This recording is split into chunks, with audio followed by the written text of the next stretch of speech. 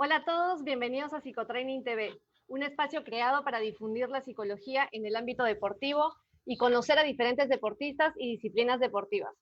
El día de hoy tenemos un programa súper interesante, es el turno del fútbol y tenemos a dos grandes psicólogos, un psicólogo de Colombia, David Mora. Él es psicólogo con posgrado en psicología del deporte en edad infantil y posgrado también en psicología del deporte en alto rendimiento por la Universidad Autónoma de Barcelona. Tiene además más de 8 años de experiencia desempeñándose para diferentes disciplinas deportivas en su marca Mind in Balance. Y también es docente de la Fundación Universitaria del Área Andina y psicólogo del deporte en fútbol base en Millonarios FC. También está con nosotros Rodrigo Caguas, de Chile. Él es psicólogo deportivo y divulgador científico. Tiene un máster en psicología de la actividad física y el deporte por la Universidad UNED. Es coach deportivo, se ha dedicado por más de 22 años exclusivamente al deporte y es capacitador docente en diversas instituciones académicas. Además, es autor de 2 libros, Psicología y Deporte, una experiencia chilena, Maratón y Running, claves psicológicas. Bienvenidos, muchas gracias por estar en nuestro conversatorio. Hola David, hola Rodrigo, ¿qué tal? ¿Cómo están? Hola Rafa, un gusto poder estar acá contigo y con todas las personas que nos están viendo en este momento, compartir un espacio y acercarnos y acercar nuestra profesión un poco más a todas las personas que nos están viendo. Rodrigo, ¿qué Muchas tal? ¿Cómo gracias. estás? Muy bien, muchas gracias. Qué bueno, gracias por la invitación antes que todo y qué bueno poder estar interactuando contigo y con David un poco para intercambiar algunas ideas, experiencias y algunas cosas que podamos también transmitirle a la gente. Así que agradecido totalmente por la invitación. Qué bueno, muchas gracias.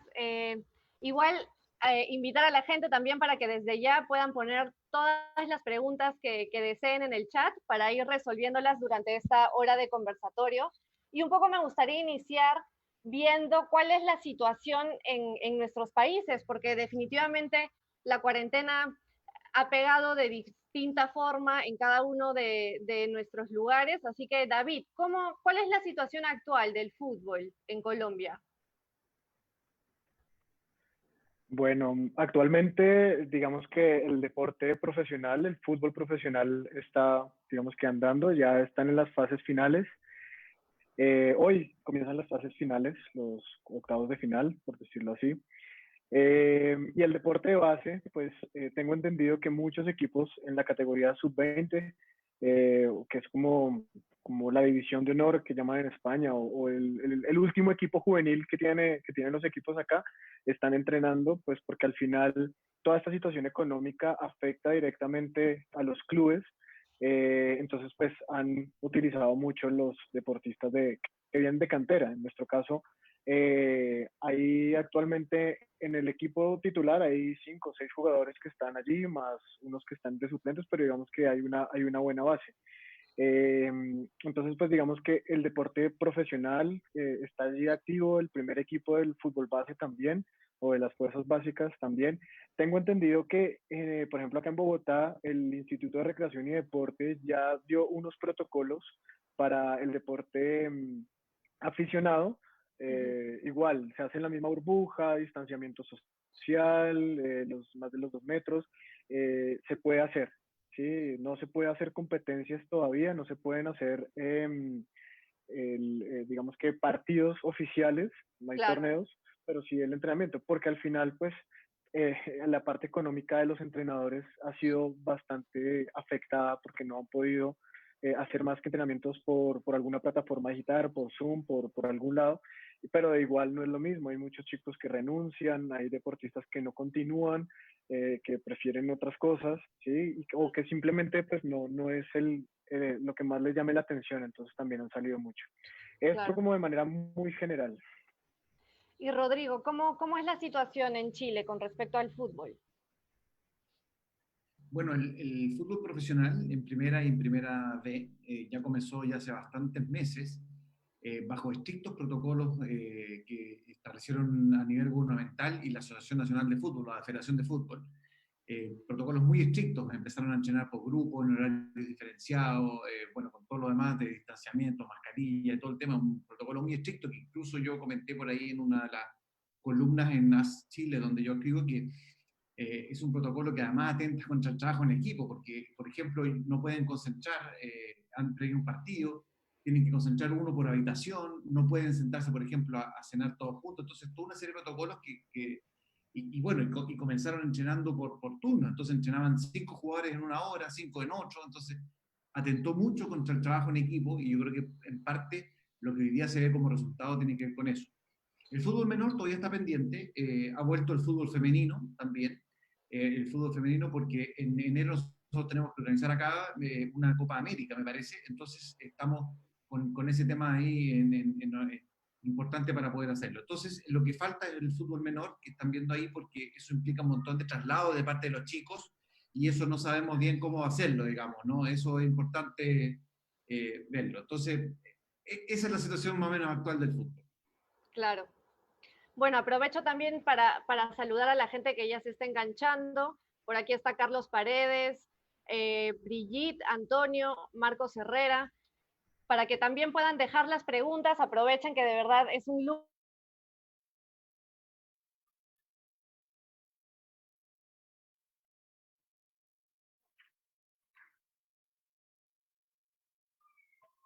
tener a David y a Rodrigo en este conversatorio con jugadores de menores.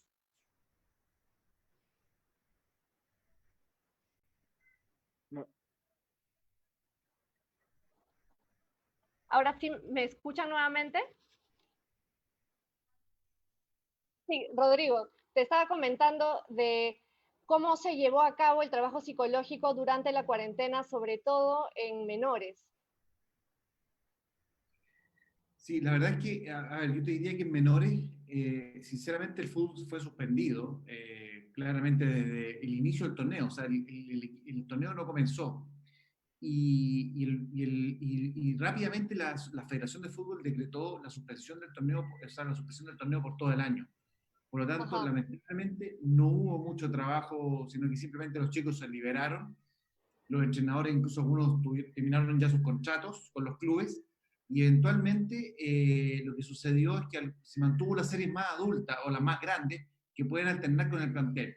Por lo tanto, no hubo mucho trabajo efectivamente con los menores porque ya el torneo fue suspendido de manera independiente un poco de cómo viniera el tema posteriormente. Claro, ok. Y David, en el caso de Colombia, ¿cómo fue esa situación? todos los entrenamientos que se realizaron, de hecho, todavía estamos entrenando a través de plataformas virtuales, lo que les decía, solamente la categoría sub-20 y ese grupo selecto de deportistas de proyección, en el caso de nosotros, ya está entrenando pues con los protocolos correspondientes, como lo dice Rodrigo. Es un poco complejo también porque a pesar de ello, los chicos tienen que coger transporte público y bueno, todo este cuento, pero digamos que es el patrimonio del club, entonces también se le está dando esa importancia. Sí, algo que también olvidé mencionar es que el deporte femenino acá, el fútbol femenino también está, digamos que ya en fases finales, o mañana es el último partido de la última fase, ya comienzan, digamos que el mata-mata o el muerte súbita, enfrentamiento directo, también está allí. O sea, acá digamos que, y creo que en Sudamérica, las ligas femeninas también están tomando fuerza y Ujú. fue, digamos que un gran esfuerzo por muchas personas de poderlo desarrollar. No como se hubiera querido y como se está organizando para que cada vez tome más valor y tome más fuerza como debería ser, eh, pero sí se pudo desarrollar este torneo. Entonces ese también es un logro, me salió un poquito del guión, pero digamos que esto también es importante. Y actualmente las categorías sub-17, la sub-16 y la sub-15 están entrenando a través de Zoom todavía. El trabajo de mi parte pues es más personalizado, hacemos mindfulness sobre todo al final de las sesiones, en la última parte, en la de recuperación. Ha sido un espacio que es muy enriquecedor, no solamente para nosotros como psicólogos, sino de todo el departamento médico. En Millonarios, el DECARF, el Departamento de Ciencias Aplicadas al Rendimiento en el Fútbol, eh, digamos que hemos tenido el espacio de compartir desde la nutricionista, el fisio, el médico del deporte, digamos que también el preparador físico que hace ese puente también allí.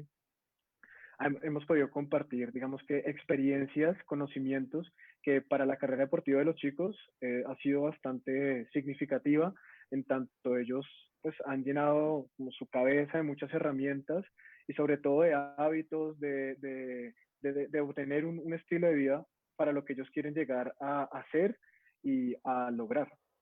Ujú. Claro, y sobre todo porque muchas veces tal vez desde el punto de vista psicológico a veces veíamos que tal vez no hay mucho tiempo para trabajar con los deportistas. Entonces ahora en cuarentena sí se ha visto esa posibilidad, si bien es cierto, hemos tenido que utilizar plataformas virtuales, pero por lo menos sí hemos podido tener este tiempo que a veces no lo teníamos con los chicos de forma individual. Y en ese sentido, por ejemplo, David, tú que has estado trabajando también a través de Zoom y alguna otra plataforma, ¿qué habilidades psicológicas generalmente se ha trabajado con ellos? Mencionaste un poco que habían trabajado la técnica de mindfulness. No sé si por ahí también han visto algún otro aspecto para trabajar.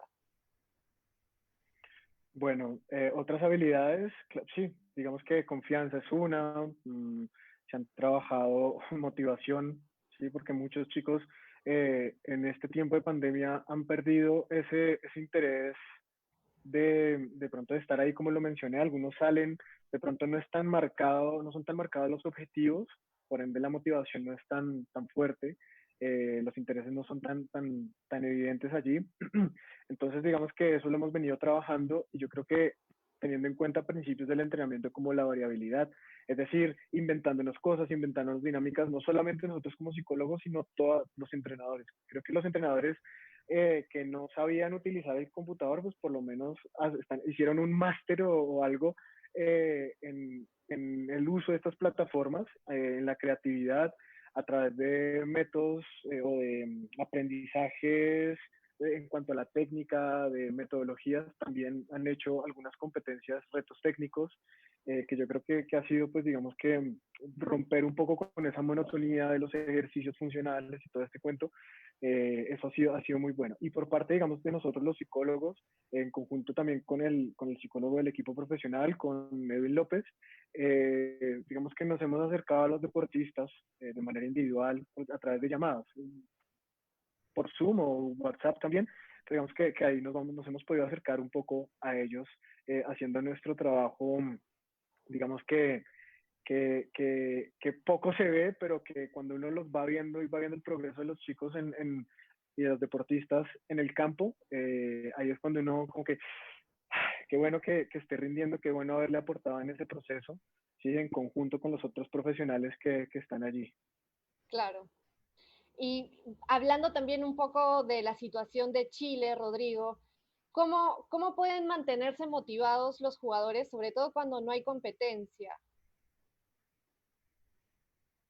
Bueno, en ese sentido, a mí me tocó trabajar fuertemente durante el tiempo que estuvimos en pandemia con equipos de primera B profesionales y equipos de primera división. De hecho, producto de eso es que hoy día estoy trabajando actualmente con dos equipos, uno de primera y otro de primera B, producto de todo lo que se me solicitó un poco en ese periodo, donde básicamente lo que hicimos fue tratar de trabajar y gestionar bien las emociones. Yo creo que lo que claramente durante la época de pandemia afectó mucho al jugador de fútbol, acostumbrado a viajar, a estar en movimiento, de repente tener que confinarse en su casa, estar con la familia a tiempo completo, fue verdaderamente una situación atípica, digamos. Entonces, yo diría que básicamente todas las charlas, por lo menos que a mí me fueron solicitando de parte de los equipos profesionales, apuntaban un poco a tratar de ayudar un poco al tema de la gestión de las emociones, al tema de la gestión de la ansiedad, cómo trabajar el cerebro en este momento, etcétera. Un poco todo lo que pudimos poner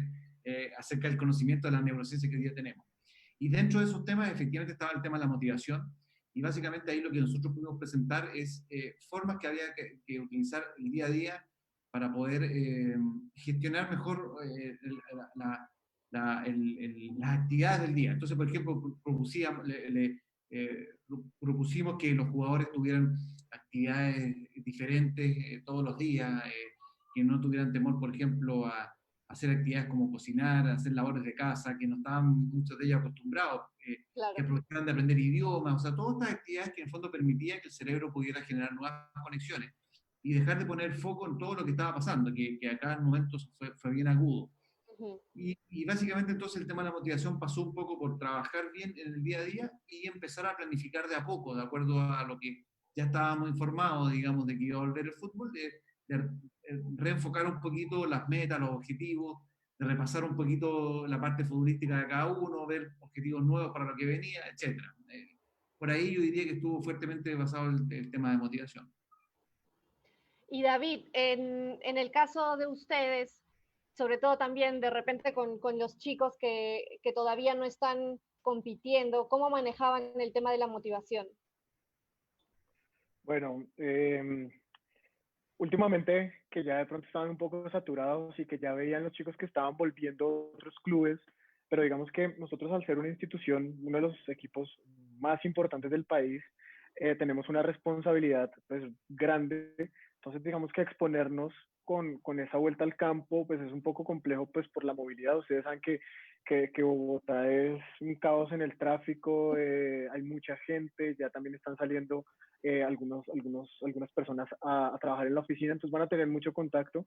Entonces, pues digamos que como lo dijo Rodrigo al principio, el deporte de base se está manteniendo por ahora en casa. Esperamos que en enero o en febrero ya se retome, porque pues al final lo que decía es el patrimonio como tal que tienen los clubes, el ahorro, la inversión que se tiene.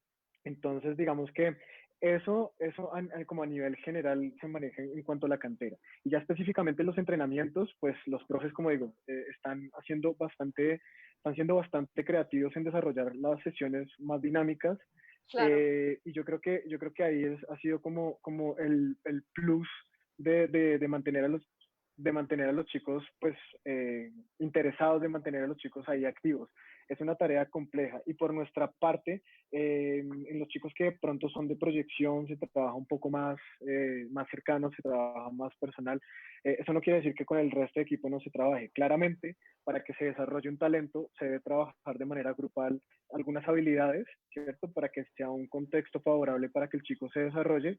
Entonces también, digamos que lo hacemos general, pero con estos chicos de pronto tenemos un poco más de seguimiento, porque pues al final tenemos que intentar garantizar que él pueda desarrollarse, garantizar que su salud mental, como con la de los demás compañeros, se pueda desarrollar. Solamente que de pronto eso es como un poco lo que marcaría la diferencia. Hay algunos chicos que llamaron a Selección Bogotá porque hay un torneo nacional que sí se está haciendo, el torneo nacional de prejuvenil o infantil, creo que es, chicos sub-15, sí, sub-15, están ahorita compitiendo para acabar el torneo. Digamos que se ha hecho un gran esfuerzo por parte de la federación y de las ligas para poder desarrollarlo. Entonces, mantener a los chicos así ha sido, pues, interesados, motivados, ha sido complejo. Por ejemplo, los sub-17 que uno dice ya a los 17 años yo ya tengo que estar a puertas de estar en el equipo sub-20 en el profesional, ya Mm. quiero estar entrenando, ha sido bien demandante. Hemos intentado replantear los objetivos. La meta no ha cambiado, la meta es llegar lo mejor preparado posible, pero replantearla y siempre, últimamente estoy sacando mucho ese video que Mariana Pajón en Adidas Colombia en Instagram dice, la meta no cambia, cambia lo que estamos haciendo ahorita, pero para los Olímpicos de Tokio sigue siendo el mismo objetivo que es ir a ganar la medalla de oro. Con estos chicos es igual, mantener la carrera deportiva, digamos que es bien estructurada, cambian los objetivos para mantenerse y yo creo que ha sido esta como la manera de mantenerlos como interesados, entre otros aspectos que en conjunto con el staff técnico trabajamos, eh, como ellos lo llaman, emocional y socioafectivamente hablando. Claro. Y bueno, David, te mandan saludos aquí por el canal. Edwin López dice, excelente representante de la psicología de Colombia. Muchas gracias, David. Y Jonathan Chávez también manda saludos. Acá tenemos una pregunta. Rodrigo, mira, nos preguntan, ¿el trabajo de motivación para un hombre es igual para una mujer futbolista? ¿Qué nos podrías decir al respecto? Lo que pasa es que en fondo la motivación puede cambiar de persona en persona, de deportista en deportista, no obedece a temas de género. En eso me parece que no hay... lo que sí yo me da la sensación que las diferencias eh, entre los canales motivacionales o entre los caminos que uno utiliza para motivar tienen que ver más que todo con metas y objetivos. Hay algunos que son como hablaba recién David, ¿no es cierto? Todavía está preparándose para los Juegos Olímpicos de Tokio y evidentemente el proceso motivacional hacia eso es muy distinto para alguien, por ejemplo, que está preparando un panamericano, un suramericano o incluso todavía está a lo mejor saliendo de una lesión. Entonces, me da la sensación que los cambios a nivel motivacional no tienen que ver con los distintos géneros, sino que tienen que ver un poco con el objetivo. En ese sentido, por ejemplo, lo que está pasando un poco en Chile es que como tenemos este evento de fútbol femenino en enero, el fútbol femenino este año y el año pasado creció muchísimo acá en Chile. Se organizaron muy bien, están con una asociación ya de futbolistas profesionales, los clubes están legislando fuertemente sobre mantener los equipos, digamos, de manera remunerada, o sea, ha cambiado muchísimo. Entonces, evidentemente hoy día de, el trabajo que se hace a nivel motivacional hoy día con las muchachas va mucho más competitivo de lo que era hace 5 años atrás. Entonces, creo que en eso ha ido cambiando, pero no por un tema de género, sino por un tema de cómo ha cambiado el estatus del fútbol femenino que ya se va poniendo a la par del fútbol masculino. Exacto. Sí. Aquí también Freddy Antonio manda saludos desde Chile. Y ahora vamos a ir viendo poco a poco las preguntas que van desarrollando. Sí me gustaría ya cambiar un poco de tema con respecto a la cuarentena. Ya hemos hablado de cuarentena y ahora sí quisiera hablar de cuál es el trabajo de fondo que ustedes están haciendo en sus diferentes instituciones. Por ejemplo, David, ¿en qué consiste tu trabajo, sobre todo en el club en el que estás? ¿Qué tipo de intervención realizas? Bueno, digamos que voy a hablar un poco más enfocado desde el deporte base, que es donde yo más me muevo, pero si quiero, digamos, como iniciar y abrir un poco esta pregunta con que desde el área de psicología, en conjunto con Edwin, trabajamos, nosotros digamos que adaptamos un modelo para trabajar ciertas habilidades en diferentes edades y que cuando ya lleguen al equipo profesional tengan ese sello y tengan pues todas esas habilidades bien desarrolladas. ¿Cierto? Entonces, digamos que en ese sentido estamos trabajando él y yo. Y específicamente en fútbol base, pues bueno, hay mucho por hacer porque digamos que soy el único psicólogo. A veces nos apoyamos con practicantes que han sido de Ya. bastante ayuda. Este año Santiago ha sido pues un gran profesional. Eh, y digamos que nuestro trabajo se enfoca en dos aspectos, uno en el rendimiento y otro en el desarrollo psicosocial. Nosotros tenemos, Ajá. voy a hablar un poco del psicosocial. En el psicosocial, nosotros tenemos a los chicos en algunos hogares sustitutos, no en una residencia, sino en hogares sustitutos, diferentes hogares, pues teniendo en cuenta que evitando un poco el desarraigo porque vienen de diferentes zonas del país, entonces cuando ven la figura de familia, pues se pueden acoger un poco más fácil. Sabemos que Bogotá también es un poco complicada, entonces están viviendo más hacia el norte, que es hacia donde estamos entrenando, y todo el tiempo lo estamos, digamos que supervisando. Yo digamos que ahí a veces tengo un poco de dualidad en ese aspecto porque, claro, ahí entro como en esa parte psicosocial y a veces es algo más directivo y entonces Claro. de pronto a veces uno llega a chocar un poco con los chicos, pero digamos que, que lo estoy manejando de una manera diferente para ese espacio que he podido ganar con ellos. Ahí también en esta parte psicosocial buscamos que los chicos estén todo el tiempo, pues, estén también haciendo el desarrollo de una carrera dual, que es muy complejo, pero digamos que lo que buscamos, porque al final lo que decimos, la carrera del deportista es muy corta y estos planes de carrera deportiva duales van a permitir que los chicos se puedan desarrollar también habilidades. Uno cuando es deportista dice, no, solo de fútbol, fútbol, fútbol, Claro. pero cuando uno se da cuenta, en el colegio uno puede desarrollar otras habilidades. Cuando tiene un examen, una evaluación, pues uno tiene esos nerviecitos, interactúa también con personas, y ahí también se están desarrollando otras habilidades que en el deporte son importantes tenerlas en cuenta. De hecho, por ejemplo, hay unos chicos en el equipo profesional que ahorita tienen una carrera, son administradores y digamos que de buenas universidades, y eso es a lo que apuntamos también. Ahí, digamos que en fútbol base queremos también que todos sean bachilleres como mínimo. Es lo básico. Ellos no lo ven como una necesidad y a veces uno de cierta manera lucha con ellos porque es como tiene que hacerlo, debe hacerlo, debe hacerlo. Entonces llamamos chicos que ya no están y que se han dado cuenta de la realidad y comparten su experiencia y es, digamos que enriquecedor, y ahí ya uno los va, digamos que enganchando un poco más y les va dando ese mismo nivel de importancia. Entonces yo creo que esa carrera dual es fundamental en ese desarrollo psicosocial. Trabajamos también, digamos que ya voy haciendo el nexo con el rendimiento, y trabajamos también con las familias, hacemos reuniones anuales o semestrales con los padres de las categorías sub-16 hacia abajo. Con los más grandes es diferente porque ya migran muchos de otras ciudades, entonces es más preparar esas transiciones que están enfrentándose.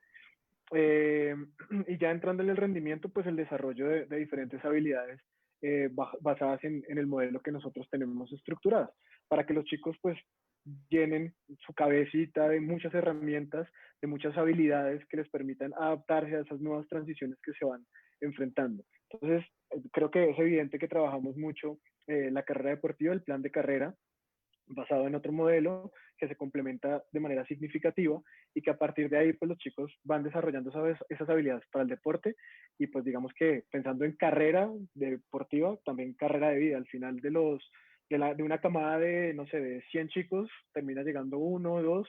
Entonces, digamos que también es promover ese gran espacio que ellos pues al final son los mayores beneficiados, y pues uno en el corazón queda con ese deber cumplido. Exacto, porque también pasa mucho justo lo que comentabas, ¿no? Que en verdad en menores la cantidad de chicos que van a llegar a ser jugadores profesionales es un porcentaje muy chiquito. Entonces, también a partir del fútbol, poder ayudar a que ellos también puedan tener diferentes recursos para que de alguna forma, si no van a llegar al fútbol, puedan también desenvolverse en alguna otra carrera técnica, profesional y en la vida en general. Y Rodrigo, en tu caso, ¿en qué consiste tu trabajo? ¿Qué tipo de intervenciones realizas?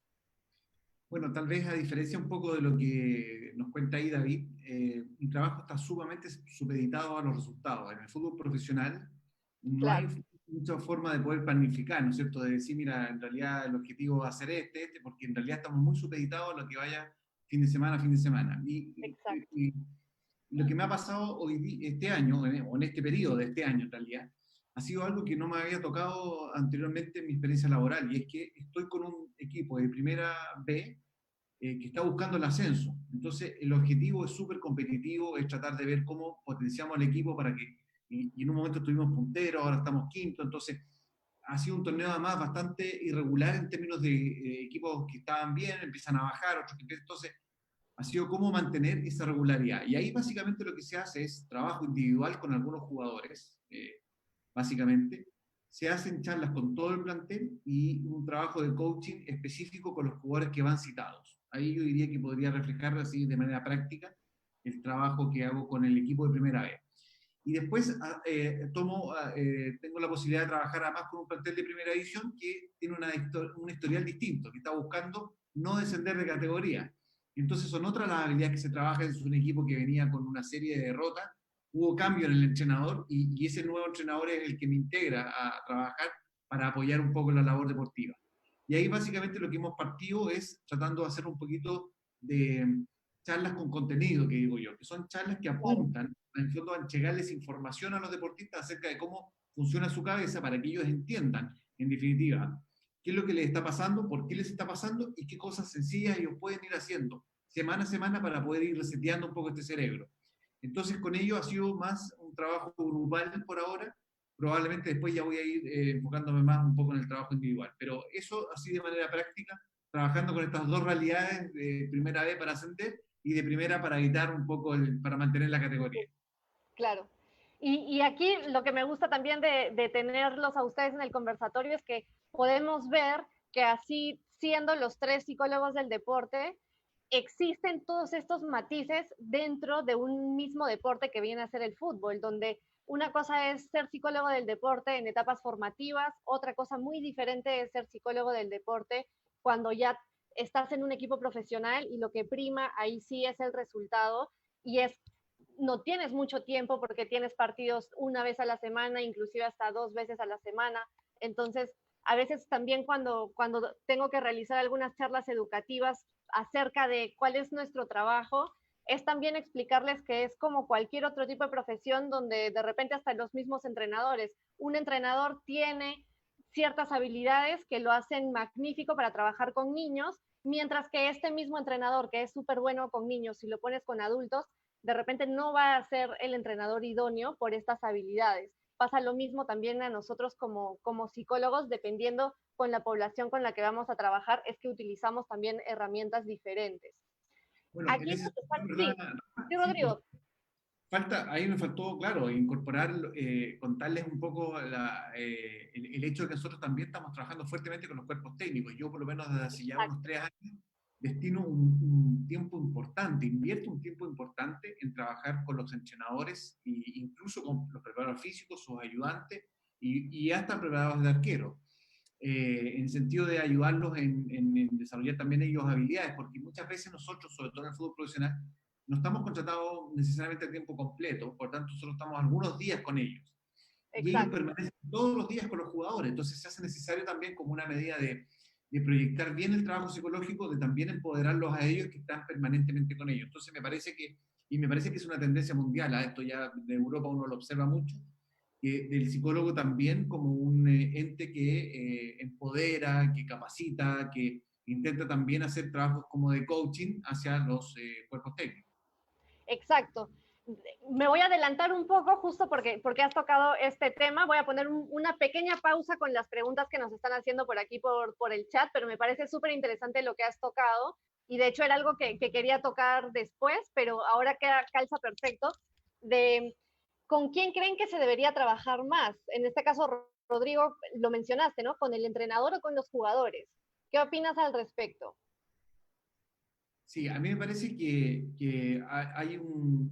Mira, yo por lo menos cuando hace unos 3 años también estuve trabajando en un equipo profesional, me di cuenta que había que invertir más tiempo de lo que estaba destinando en trabajar con los cuerpos técnicos.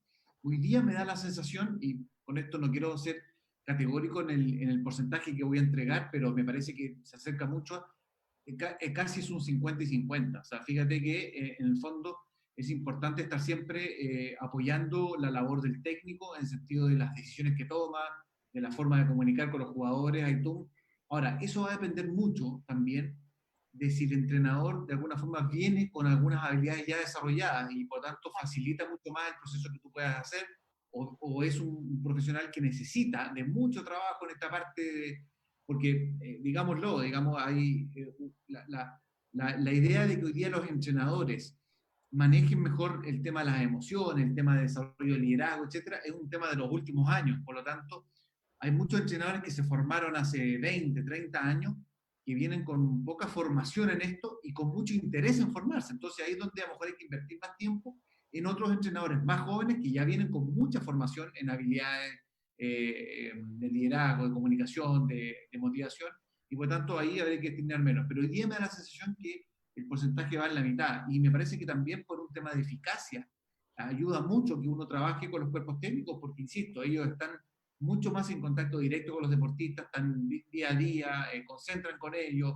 están en la previa, entonces el que ellos aprendan a manejar esas variables o esas situaciones en esos momentos, me parece que puede ser mucho más valioso que nosotros estemos ahí el 100% con los deportistas. Entonces, sí ser tan categórico, me parece que la mitad del tiempo sería bueno invertirle también en el trabajo con los cuerpos técnicos. Claro, y en definitiva también es importante la apertura que pueda tener el cuerpo técnico para poder trabajar con nosotros, porque a veces también pasa que tal vez por falta de conocimiento de qué es lo que hacemos realmente, es que muchas veces los entrenadores son un poco escépticos con nuestro trabajo, con lo que podemos hacer, y de hecho que Sí. eso también es fundamental. Sí, pero fíjate, por lo menos yo, esto es una situación particular mía, digamos, yo ya no trabajo con cuerpos técnicos que no consideren el trabajo psicológico. O sea, si a Claro, mí un club me llama y me dice, mira, necesitamos trabajar esto, yo digo, pero ¿conversaron con el entrenador? No, no hemos conversado. Sí, conversen con él y si él autoriza, y está, si no, porque exacto. me parece que hoy día ya el tema está totalmente naturalizado. Entonces, si un entrenador hoy día no valida el trabajo psicológico, ya no es un tema de que no conozca, ni que no sepa, y que por ahí es porque ya definitivamente él tiene un bloqueo con respecto al tema.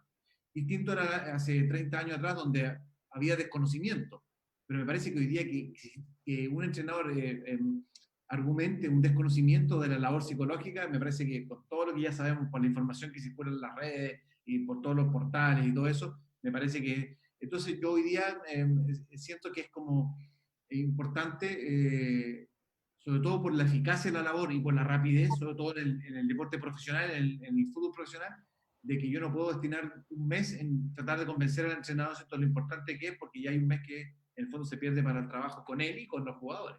Exacto. Bueno, y aquí tenemos algunas preguntas.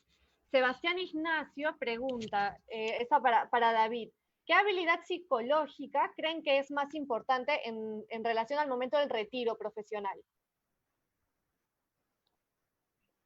Bueno, digamos que acá se tiene que trabajar mucho. Yo creo que bueno, cuando uno hace la planificación de carrera, uno busca que el deportista pues eh, haga de su poscarrera un espacio en el que también se sienta cómodo, en el que también desarrolle habilidades que le permitan pues, desempeñarse en el contexto que él quiere. Hay la importancia en saber, en cómo planificarla, en saber qué es lo que quiere, en saber hacia dónde quiere apuntar. Basado en esto, yo creo que la confianza viene siendo una de las más importantes en este caso. La autoconfianza puede ser una de las determinantes para trabajar allí. Porque pensándolo, digamos que organizacionalmente o en un contexto un poco laboral, ya las personas se sienten un poco inútiles y dicen, bueno, yo ya dejé de hacer, ya dejé de estar en el contexto en el que yo me desenvolvía de la mejor forma, pues ahora qué voy a hacer. Entonces debe, digamos que, afianzar todas esas experiencias. Por eso uno ve muchos deportistas que están como comentaristas porque pueden, digamos que manejan las cámaras, ya manejan estar enfrente de un foco, también tienen un discurso un poco más elaborado que otra persona, entonces seguramente es, pensar en esta poscarrera y en desarrollar esta habilidad puede ser una de las más importantes que podemos mencionar en este momento. Bueno, mando muchos saludos a la gente que se está conectando. Hay muchas preguntas, vamos a tratar de responderlas todas. Por aquí hay una pregunta para Rodrigo. Dice, ¿cómo poder trabajar la resiliencia ante errores en lo planificado relacionado con metas o expectativas deportivas propuestas? A ver, yo creo que ahí es importante primero aclarar el tema de resiliencia. La resiliencia no es sencillamente que a ti algo no te salga mal y tú puedas reponerte de eso. La resiliencia es un proceso un poco más profundo que tiene que ver con cosas más vitales, ¿no? De cuando hemos tenido tal vez eh, alguna situación más o menos grave, traumática en la vida y a partir de eso salimos. Entonces, yo no hablaría tanto de resiliencia cuando hablamos en realidad de manejo un poco de la frustración tal vez o del proceso que nosotros llamamos rumiación, ¿no? Cuando el deportista queda pegado en el error y eso va afectando un poco lo que viene. Lo que aquí es interesante primero es entender cómo funciona esto. Hoy día sabemos que los pensamientos son los que gestionan, o sea, perdón, que los que generan nuestras emociones. Y la emoción es lo que se transforma en una conducta. Por lo tanto, cuando un deportista, ¿no es cierto?, eventualmente se frustra, esa es una emoción, pero que viene dada primero por lo que piensa con respecto a lo que le pasó. Y eso se transforma en una... Entonces, lo primero que hay que hacer aquí es un proceso que se llama metacognición, que es tratar de siempre conectarse con lo que el deportista está pensando con respecto a lo que le está pasando. Cuando nosotros logramos modificar este tipo de pensamientos, que es en el fondo lo que hoy día básicamente denominamos la mente, que son nuestros pensamientos, nuestras emociones, ya estamos en mejores condiciones de poder trabajar la parte emocional y trabajar todo lo que conlleva cuando el deportista, en el fondo, no cumple o no ha podido cumplir, más bien, un objetivo que se ha propuesto. Entonces ahí es donde viene el tema de trabajar a nivel de metacognición, trabajar el tema de las emociones, que hoy día sabemos que ya las emociones no se controlan, porque técnicamente las emociones no podemos Exacto. llevarlas a cero, sino que simplemente se gestionan, es decir, hay que bajarles la intensidad. Y en eso es importante también manejar que los deportistas sepan que las emociones, tanto placenteras como displacenteras, porque ya también no hablamos de emociones malas ni buenas, sino que placenteras y displacenteras, ambas en una intensidad alta afectan igual al rendimiento. O sea, un deportista que se frustra, ¿no es cierto? Y que eso le empieza a afectar a lo que sigue, es lo mismo que él compitiera con una euforia en una intensidad alta. O sea, ambas emociones con intensidades altas afectan. Entonces, para todo esto, insisto, un poco el proceso de metacognición es trabajar a nivel de los pensamientos que tiene un deportista con respecto a, por ejemplo, y con esto termino un poco la pregunta, es si el deportista tiene el pensamiento de que el árbitro va a influir sobre el partido, evidentemente cualquier cosa que haga el árbitro va a condicionar un poco la emoción que tiene con respecto a eso. Entonces, ahí es donde se hace muy necesario trabajar con los pensamientos previos y con los pensamientos que tiene durante el juego, eh, el trabajar con los pensamientos. Esa yo creo que ahí es donde está la clave un poquito, y también trabajar con algunas herramientas para poder gestionar adecuadamente las emociones. Y hablando un poco de la gestión emocional, David, ¿cómo gestionar la ansiedad previa a un partido? Bueno, si estamos hablando de entrenamiento psicológico, pues digamos que el deportista ya tiene herramientas ya tiene, sí, herramientas y tiene habilidades psicológicas desarrolladas, ¿sí? Entonces digamos que el trabajo va a ser un poco más llevadero y un poco más fácil, porque porque si nos vemos, no, si, bueno, teniendo en cuenta la pregunta que tú me estás haciendo, y si lo vemos como habitualmente nos observan a nosotros los psicólogos como incendios, pues seguramente en un momento de crisis, y si no tienes un proceso, un entrenamiento previo, pues va a ser como muy al azar de, bueno, vamos a hacer una técnica de respiración en este momento, o vamos a hacer detención del pensamiento, vamos a hacer algo, a ver si funciona. Y es así, a ver si funciona. Y eso no es lo ideal. Es como decirle a un atleta, vamos a mirar a ver si corremos 30 kilómetros de largo, a ver cómo nos va. Y digamos que eso no es así, eso tiene una preparación previa. ¿Cómo se maneja o cómo se entrena esta gestión emocional? Pues digamos que últimamente las técnicas de tercera generación en mindfulness pues son muy efectivas, ¿sí? Entonces pues aprovechando que con los chicos que estamos trabajando ello, que ya lo veníamos trabajando desde el año pasado con fútbol base, ha sido una muy buena herramienta, como también una muy buena habilidad que hemos podido desarrollar. Eh, el autodiálogo, también cuando estamos haciendo psicoeducación en cuanto al autodiálogo, a muchos chicos les gusta, muchos chicos se sienten identificados, entonces pulimos esta técnica. Y pues digamos que previo también a la competencia, eso va a depender de cada deportista, ¿no? Porque para ti te puede ser muy útil el autodiálogo, para Rodrigo puede ser muy buena la técnica de establecimiento de metas, y para mí Claro, puede ser muy exacto. buena la visualización. Entonces, también la visualización con los chicos es muy buena previo a la competencia, o sea, se maneja como una rutina previo a la competencia. Dirían acá algunos psicólogos, el autoesquema que se maneja para ese tipo de situaciones se entrena también como tal.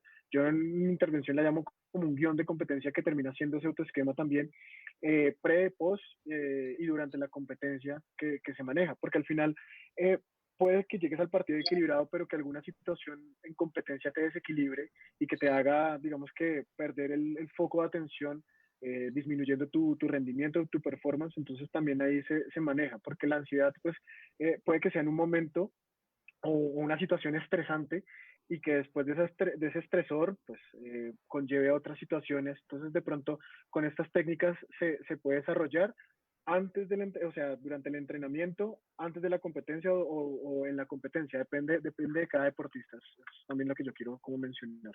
Ujú. Rodrigo, y en ese sentido, tal vez en ya un equipo profesional, ¿cómo se podría manejar, cómo se podría gestionar la ansiedad? Mira, aquí es muy interesante porque hay harta información que ya proviene un poco de todo lo que se ha investigado acerca de la biología del cerebro, que es la neurociencia, ¿no? Y hoy día sabemos que la gran causante de los síntomas de la ansiedad es lo que se denomina la amígdala cerebral, que es del tamaño de una almendra, que está alojado en nuestro cerebro. Eso es lo que es como la alarma de un vehículo, eso es lo que dispara los distintos síntomas que presenta un deportista. Entonces lo que sabemos es que esta amígdala cerebral, la información le llega producto de todo lo que el deportista va pensando alrededor de eso. Es como que tiene una antena parabólica, un radar, que va en fondo generando todas aquellas cosas que el deportista considera que pueden ser aversivas. Y si yo eso lo asumo además a experiencias anteriores negativas con respecto a algo, yo voy a estar en el fondo teniendo muchas emociones o muchos pensamientos negativos con respecto a la actuación. Entonces yo diría que básicamente el tema de la ansiedad, porque muchas veces uno no puede trabajar técnicas específicas con equipos, uno no puede parar al equipo, ¿no es cierto?, en el calentamiento y decir, ya muchachos, vamos a hacer una técnica de relajación progresiva ahora, sino que hay que educar a los deportistas a que entiendan que muchas veces las ansiedades se disparan básicamente porque yo pienso de una determinada manera. Entonces lo que hacemos nosotros es trabajar para que yo no tenga el pensamiento de que, oye, en esa cancha nunca hemos ganado, de que con ese árbitro nunca hemos podido jugar, bien, de que el rival siempre nos gana, de que siempre cuando jugamos con Sol nos va bien, o cuando jugamos con tal camiseta, muy habitual en el fútbol, pensar, ¿no es cierto?, que, oye, cuando jugamos con la alternativa no nos va bien. Entonces, desterrar de alguna forma todos esos pensamientos hace que este radar deje de enviarle señales aversivas a esta amígdala y que por tanto disparen las distintas manifestaciones de ansiedad. Entonces, a mí me parece que trabajar con técnicas específicas puede ayudar más que a deportes muy específicos, o sea, a deportistas, jugadores específicamente. Pero hay que enseñar un poco también a gestionar de manera adecuada un poco los pensamientos que yo tengo previo a lo que me va a tocar a mí vivir, digamos. Claro. David, Edwin pregunta, es una pregunta para ti. ¿Cuál es la habilidad psicológica clave para hacer la transición del fútbol base al fútbol profesional y cómo desarrollarla? Ok. Yo creo que acá es la autoconfianza creo que es básica. Claro, llegas a un contexto totalmente diferente donde te seleccionan, pero aún así dudas de tus capacidades. Entonces yo creo que esto Creo que yo creo que es importante. Dime, sí, que por un que se momento cortó, creo. tuvimos un tema de la señal, pero ahora escuchamos bien. Ok. Entonces, digamos que estimular a partir de la autoconfianza, el autoconcepto, el autoestima, allí es importante. Mantener la motivación porque puede que tengas, digamos que en ese momento el feeling con el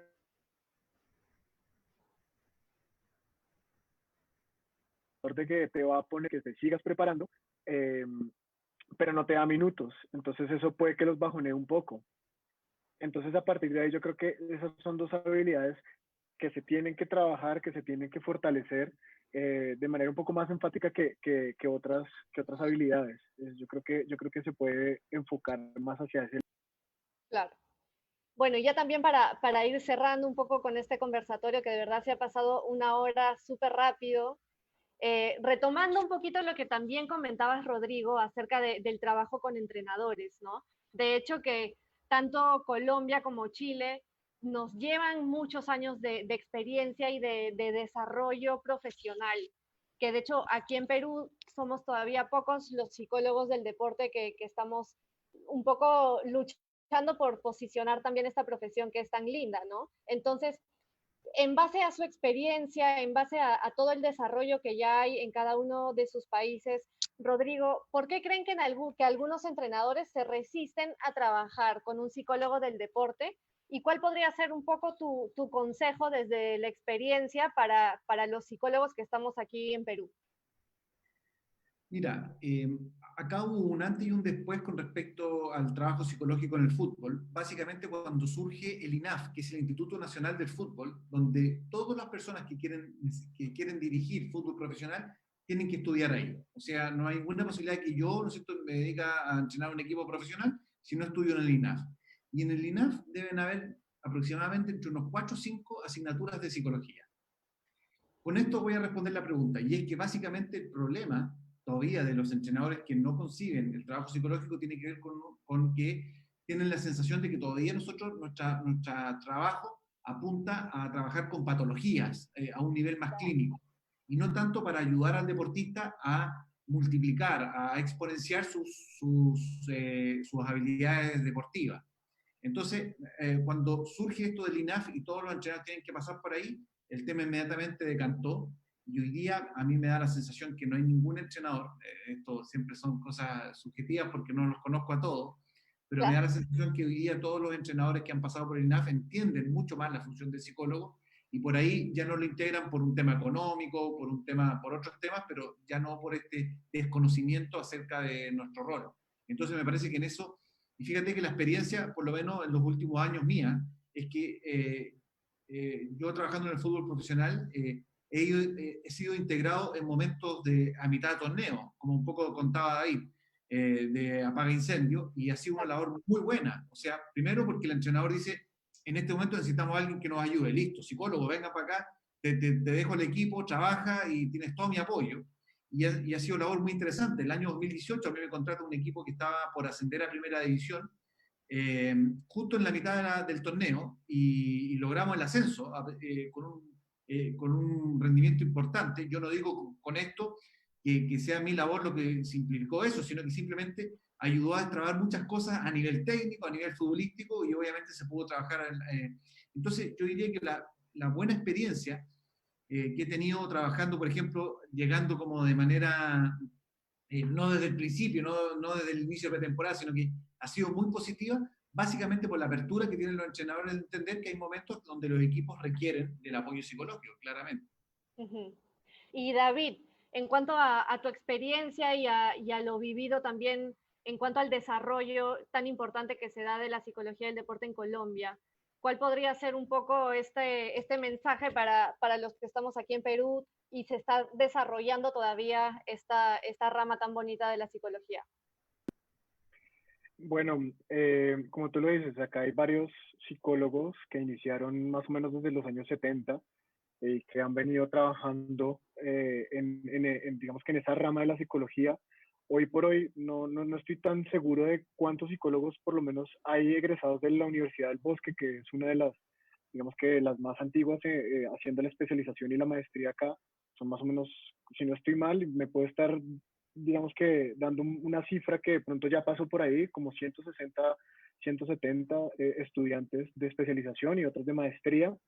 Eh, Además de eso, digamos que sale la Universidad de Envigado también con la especialización, creo que ya va en la segunda corte. Además de eso, ¿qué otras cosas les puedo decir?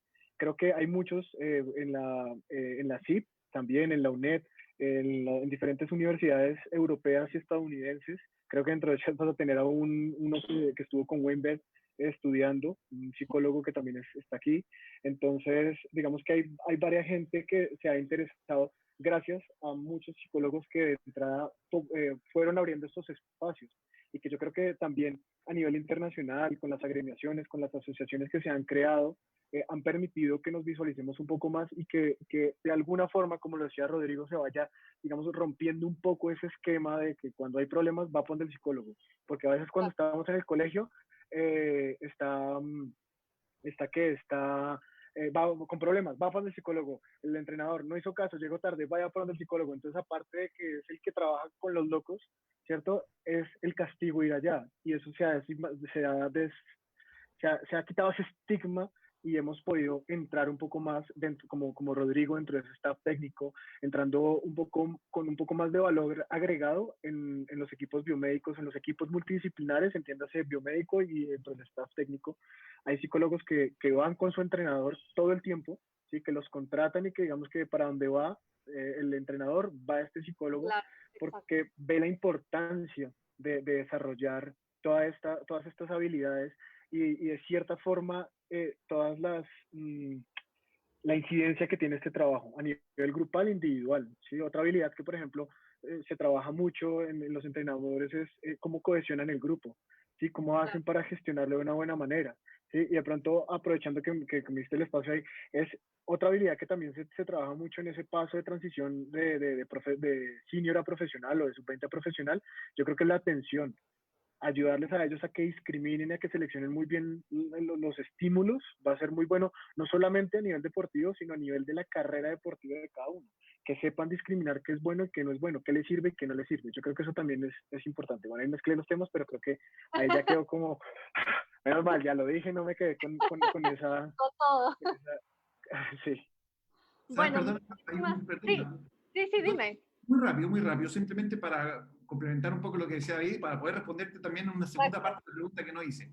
Dos cosas que pueden ayudar mucho a validar también la labor es investigando en torno a eso. Muchas veces los entrenadores acostumbrados con una mentalidad más científica, si tú le llevas una investigación, dice, mira, no sé, voy a inventar, trabajando la parte psicológica aumenta tanto la concentración o disminuye tanto la posibilidad de ansiedad, ayuda bastante.